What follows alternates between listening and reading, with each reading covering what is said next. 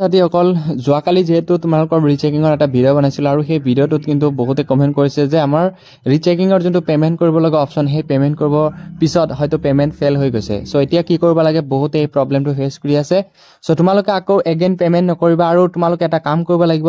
এই যোনটো তোমালোকে ইয়াতে চাব পাৰিছা, যেতিয়া তোমালোকে ৰিচেকিঙৰ কাৰণে এপ্লাই কৰিছিলা তাতে ধুনীয়াকৈ কিন্তু এটা ইমেইল আইডি ইয়াতে কিন্তু আছিলে। এই ইমেইল আইডি তোমালোকে কি কৰিব লাগিব, তোমালোকে মেছেজ কৰিব লাগিব। কেনেকৈ মেছেজ কৰিব লাগে, কি ফৰ্মেটত মেছেজ কৰিব লাগে মই ধুনীয়াকৈ ডেছক্ৰিপশ্যনত দি থৈছোঁ। তাৰ পৰা তোমালোকে কি কৰিবা, কপি কৰিবা। আকৌ ৰিকুৱেষ্ট কৰিছোঁ যোনসকল ছাত্ৰ ছাত্ৰী তোমালোকৰ পে'মেণ্ট হয়তো ফেইল হৈছে, এগেইন তোমালোকে পে'মেণ্ট নকৰিবা আৰু নতুনকৈ যোনসকল ছাত্ৰ ছাত্ৰী এপ্লাই কৰিব খুজি আছা, আজি যিহেতু ছানডে, চ' কালি তোমালোকে ট্ৰাই কৰা। কাৰণ এই যোনটো ছাৰ্ভাৰ আছে, যোনটো ৱেবছাইট আছে, যোনটো লিংক দিছে, এই লিংকটো চাগে কমপ্লিট হোৱা নাই। চ' তোমালোকে যোনসকল ছাত্ৰ ছাত্ৰী অলৰেডি এপ্লাই কৰিছিলা, চ' তোমালোকে কি কৰা, এই যোনটো ইমেইলটো কপি কৰিবা। ইমেইলটো কপি কৰাৰ পিছত তোমালোকৰ মোবাইলত ইমেইল যোনটো জিমেইল থাকে সেই জিমেইলত যাবা। মই অলৰেডি এটা ইমেইল কৰিছোঁ, তোমালোকে ইয়াতে চাব পাৰিছা মই অলৰেডি কৰিছোঁ। চ' তোমালোকে কৰাৰ কাৰণে প্ৰথমে তোমালোকে এই কম্পোজত যাবা।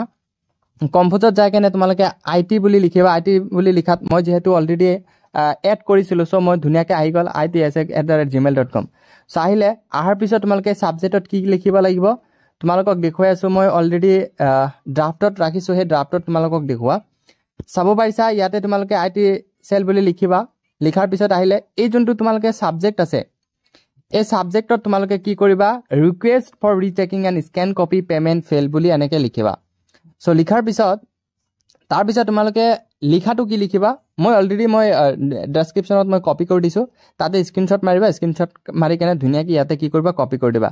যে লিখা আছে, dear sir madam, I M a student of the HS final examination 2025. I want to apply for rechecking and a scan copy of my answer script, but I am unable to complete the payment due to failure issue. Kindly guide me on what can I do in this situation.